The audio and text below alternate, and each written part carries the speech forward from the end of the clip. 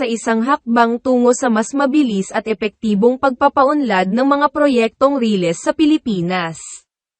Bumuo si Pangulong Bongbong Marcos ng isang interagency committee upang pag-aanin ang proseso ng pagpapatupad ng mga proyektong riles sa bansa. Ayon sa palasyo, inilabas ni Marcos ang Administrative Order No. 19, na lumikha sa Interagency Committee para sa right-of-way activities para sa National Railway Projects. Railway projects ay nilikha upang pag-aralan at likhain ang isang mabisa at makikipagtulungang mekanismo upang pag-aanin ang proseso ng pag-akwisisyon ng lupa na kinakailangan para sa implementasyon ng lahat ng proyektong riles. Ayon sa isang pahayag mula sa palasyo noong Martes, na nag-quote sa order. Nilagdaan ni Marcos ang AO No. 19 noong March 25, 2024. Ang mga kopya ng direktibong Pangulo ay inilabas sa mga miyembro ng media noong April 2. Sinabi ng palasyo na ang mga kapangyarihan at tungkulin ng Interagency Panel ay kinabibilangan ng pagko-coordinate ng implementasyon ng mga proyektong riles at patakaran. At maaari rin itong lumikha ng mga plano ng proyekto tungkol sa mga riles. Isasama rin nito ang pagtukoy ng epektibong umiiral na patakaran, kasunduan, kontrata, at iba pang katulad na mga kasunduan sa pagitan ng mga ahensya ng gobyerno, pagsasama-sama at pagmomobilisa ng mga mapagkukunan ng ahensya upang pag-aanin ang budgeting, pagtatalakay at paglutas sa mga isyu, reklamo at paglikha ng mga technical working group upang ipatupad ang kautusan, ayon din sa palasyo. Batay sa AO, ang kalihim ng kagawaran ng transportasyon ang magiging tagapangulo ng Interagency Committee para sa ROW activities para sa National Railway Projects. Habang ang kalihim ng kagawaran ng Human Settlements and Urban Development ang magiging co-chair. Maging mga miyembro ng komite ay ang Department of the Interior and Local Government, Department of Social Welfare and Development, Department of Environment and Natural Resources, Department of Finance, Department of Budget and Management, Department of Justice, and Office of the Solicitor General. So natatawa ako because pagka may flaws, they have only one thing to say. Hindi nila maribat yung analysis namin ng ibang mga revelations ni Madam Maharlika. Halimbawa, yung argument nila dati is kung mayroon talagang video, bakit di pa nilalabas?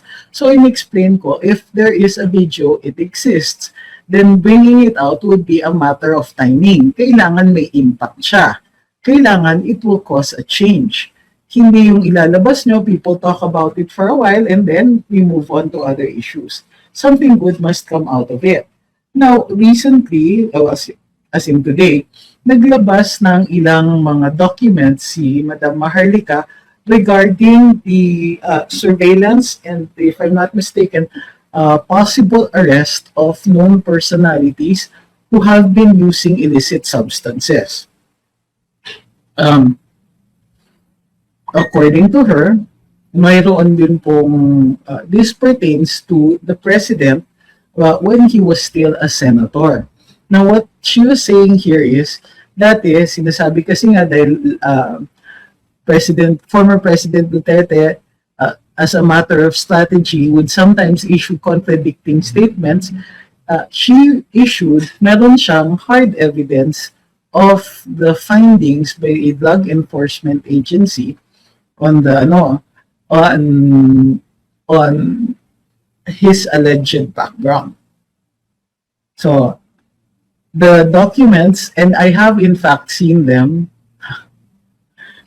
I have been privy to some of them through law enforcement, and they are legit. Okay, they were dated at the time that the president was a senator. Now, yung iba kasi, ibang revelations ni Madam Maharlika pertain to why there was never an arrest or a full-blown investigation, because this apparently was in the nature of a surveillance or for possible buy bust later on. So according to Madam Maharlika, interventions were made because this happened during the time of former President Noynoy Aquino. At yung executive secretary ni President Aquino at the time was a law partner of Mrs. Marcos, the First Lady right now. These are what Madam Maharlika has been saying, and this is what she said in her revelations today. Ang sinasabi niya, kaya niya nilabas ito dahil may mga nagsasabi na hindi totoo yung sinabi o ibinunyag ng ating dating Pangulo tungkol sa background ng ating Pangulo ngayon. Pinabubulaanan niya yung mga tolls at saka yung sinasabi yung evasion ng Pangulo nung tinanong siya about his background on the matter. On this particular, I prefer to refer to it as a health concern. Kasi di ba yung mga dilaw dati, ang sabi ni Lenny Robredo, dapat health issue na lang yan, hindi krimen. So, in this case, on this particular health issue, he avoided the question about it and instead pointed to the former president's alleged use of fentanyl, which unfortunately for him was doctor prescribed and therefore legitimate. And at the time that he mentioned that fentanyl, tapos na po yung paggamit niya. It is to manage pain.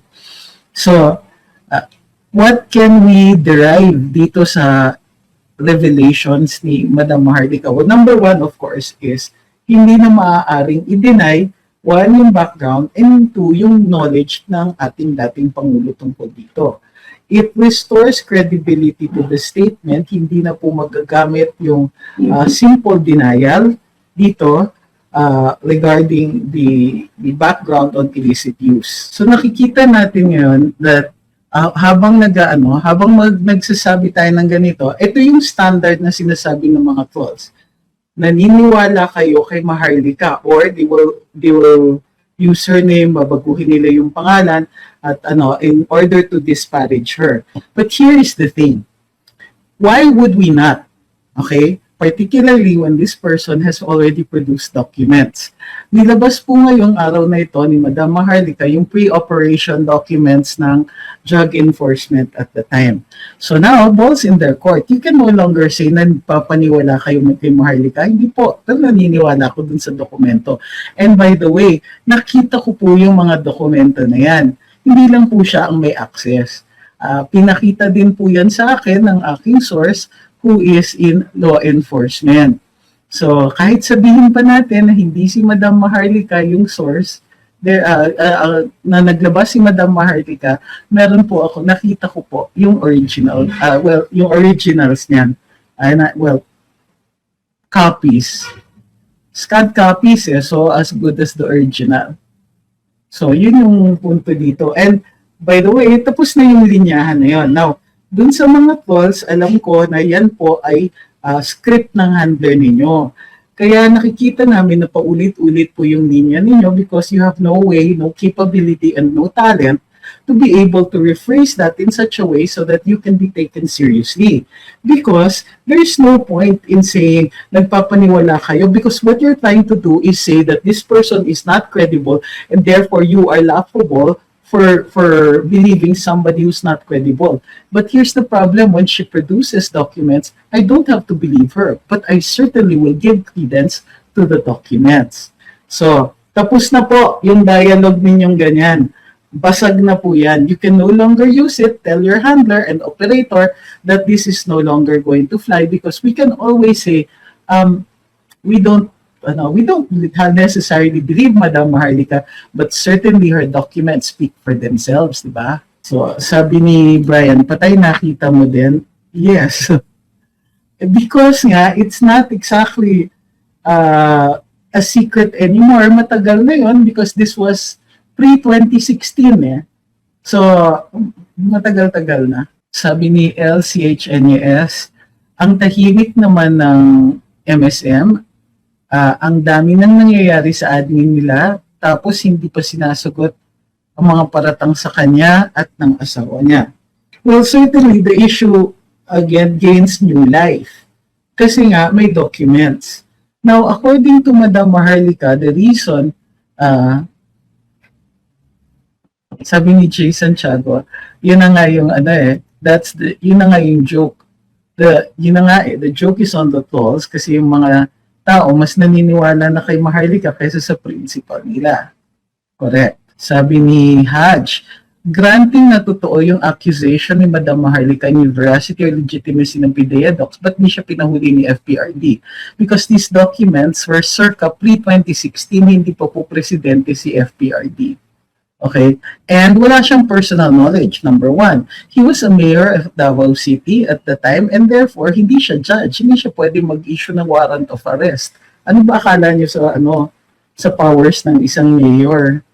I think you have to understand the division of the separation of the branches of government. Sabi ni Jaius, pwede na po ba itong ground for impeachment, betrayal of public trust po? Hindi po ito evidence of current drug use. It's evidence of former drug use. Time-bound yan. Kasi yung investigation was conducted nga during the time of President Noynoy, not current. But certainly, he can be asked. Kasi para sa akin nga, this is also, it's not just a criminal issue or an issue possible for impeachment, but that will require nga current use. But a question of health.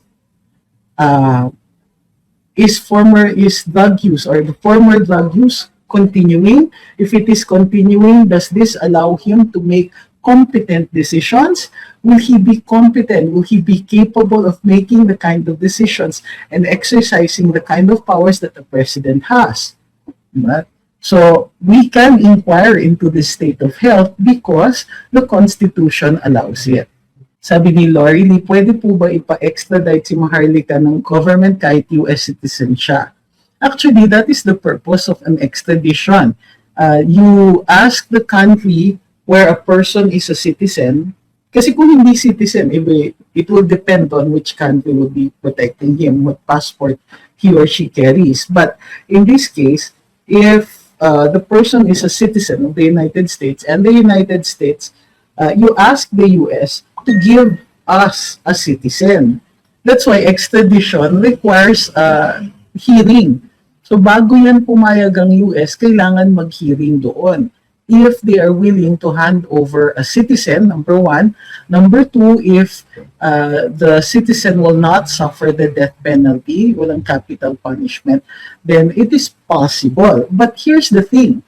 Ano yung kinaso sa kanya? May kaso ba siya dito? Wala. Meron siyang cases, pero sa US final. So, paano siya ipapa-extradite? Wala namang case. Sabi ni Brian, so yan na. Anong dapat gawin dyan? Kahit matagal pa yan, pero ibig sabihin, addict ang president natin ngayon. Well, we don't know that. We have evidence of previous drug use. And, so ang sinasabi nyo, pero ibig sabihin, addict at president natin ngayon, kaya pala madami na naman ang drugs ngayon, kaya nakakakuha siya. Well, yun na nga. So, ang para sa akin dito, the next step is to inquire into the state of health of the president. Kasi, if we are going to allege a crime and the crime is being committed now, that will require evidence. The evidence that Madam Maharlika is holding is evidence of previous drug use or a previous investigation on an inquiry into drug use. So sabi ni Facebook user, I agree, we are concerned about his ability to make complex decisions about the country while occupying the top post. Precisely. This now goes into competence. So we need to raise the issue as a health issue because it is a constitutionally guaranteed right for us citizens to inquire about that. Sabi ni Ricardo, see, look at the line here. Huh? So let's take this apart. Asan ba si Maharlika? Ha ha ha ha. Di ba nasa US? Ha ha ha. Nagpapaniwala kayo doon, highs. Panay fake news lang sinasabi niyan. So again, he does not indicate how he thinks this is fake news. Panay panira, lawyer po kayo. So this is what they always do, no? They say, I'm a lawyer, why am I believing her? Mr. Ricardo Arelce, or if that's your real name. Baliktad pala, Estrera. Okay, this is what lawyers do. We represent oftentimes people who are in trouble with the law. people with previous criminal records. We appear in court to defend precisely the kind of person that you, in your imagination, think Madam Maharlika is. So I do not understand where you find logic in your statement when that is actually an opposing idea. Lawyers do represent people who are in conflict with the law. Lawyers do represent people. Sometimes they're the scum of the earth. And yes, we believe them. Yes, we represent them. So, yung ano ninyo na, lawyer ka pa naman. Lawyer ako precisely. And I know that no matter what the reputation of a person is, that person could very well be telling the truth. And in fact, the law assumes that that person is telling the truth. Next time, Mr. Estrella, you must think about your argument. Hindi po bagay yan sa inyo. Because your logic fails. So, tapos you connect it pa. So she's in the US and therefore she's not credible. How is being in the US equal to a lack of credibility? Furthermore, in this particular issue, there is the production of documents. Res ipsa loquitur, the thing speaks for itself. Even if Madam Maharlika says absolutely nothing, the facts are reflected in the document. Yun po ang siraan ninyo. And the fact that I'm a lawyer actually gives her credence because we can listen even to the people who are accused of the worst possible crimes. And yes, we can find it in ourselves to believe them.